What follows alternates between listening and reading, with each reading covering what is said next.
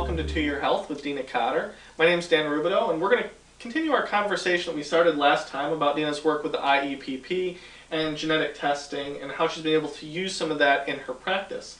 And I know one of the things we wanted to talk about last time but we didn't get to was HRT, or hormone replacement therapy, and the way that can tie into genetic testing. And it's really fascinating. I know it's an issue a lot of people are thinking about right now, and I was hoping you could shed a little light on it. Absolutely, Dan. Well, you know, a lot of women, when they go through menopause, they have a lot of symptoms, and those can range from hot flashes to dryness to headaches to mood swings, and it's very uncomfortable. You know, so what we now can do through the genetic testing is we can tell whether it's safe for a woman to go on hormone replacement therapy or not. Of course, we don't want to encourage the traditional HRT, hormone replacement therapy. It's much healthier to do bioidentical hormones. I've heard about that, where it's actually human-based hormones instead of the... Well, not that it's human-based. It's what in fact it is that it mimics the female's own hormones. Right, as opposed to just generic... Right, because typically the HRT normally comes from the urine of horses, you know, of mares, yeah.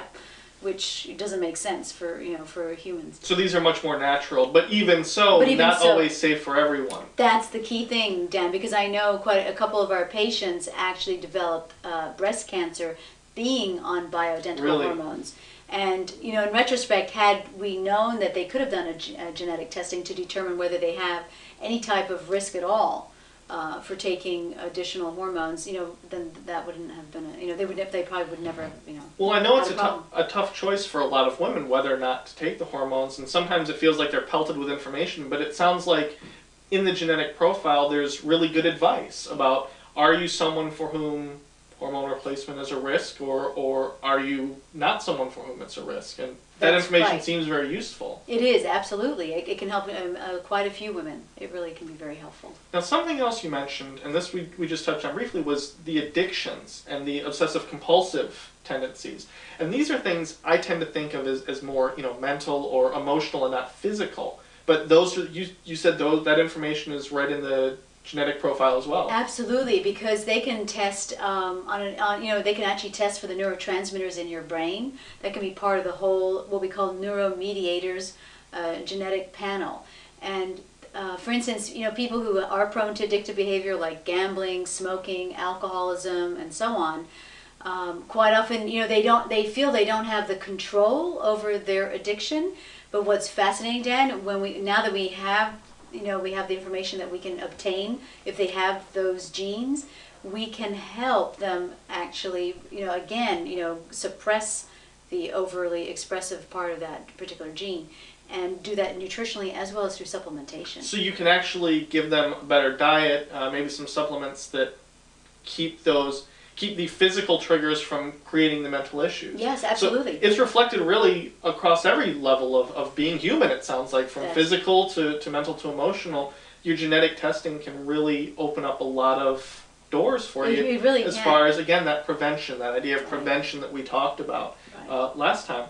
And the other one that I really wanted to touch on, because again, I know we've talked before about it as far as prevention, is inflammation.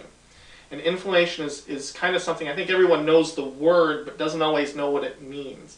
And can you talk a little bit about inflammation and how that relates to prevention? Yes, sure. Well, you know, inflammation, many of us can feel it physically. If you have pain in your joints, that's an indication of inflammation.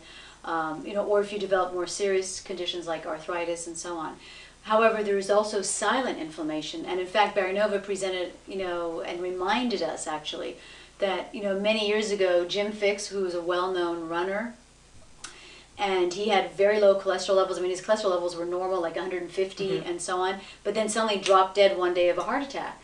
And that is inflammation. So inflammation will often get to people as this really, silently, because it's something that's going on inwardly with the organs, and it's not something outwardly you may necessarily feel. So, but again, based on the genetic testing, we know exactly which inflammatory gene you have. And based on that information, we can advise you, this is what you need to be careful of, this is what you need to do, nutritionally, supplement-wise, and so on. So it's not just about the painful inflammation, but there's inflammation that can happen inside. I know you mentioned the heart disease, and that's a pretty dramatic story of how inflammation can cause someone without the other, cautionary aspects of heart disease to literally drop dead.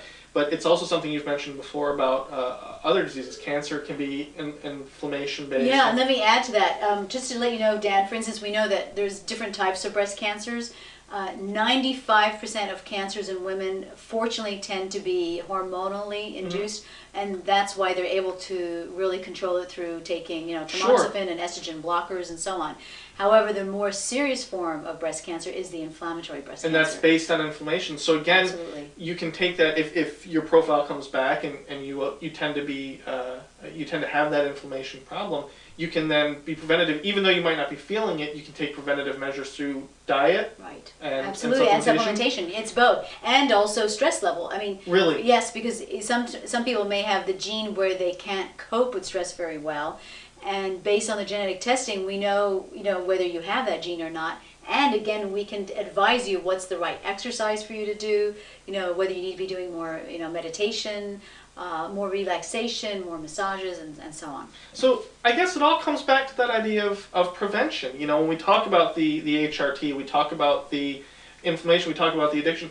It's information you can have, not so much as a diagnosis, and not just to be afraid of it, but to be forward thinking and say, I may be predisposition towards this issue, but I can do something about it. And that's where you step in and you can help people find ways to prevent these things that they might otherwise be at risk for. Right, or if they already are going through the problem, then it's something that I can help them at least reduce it quite significantly. That's fantastic. Well, again, thank you. That's fascinating information. I'm so glad we're getting a couple chances to talk about this, because it's way more than I would have wanted to touch on in one session, and it's really been great. Thank you for joining us, and we hope to see you next time.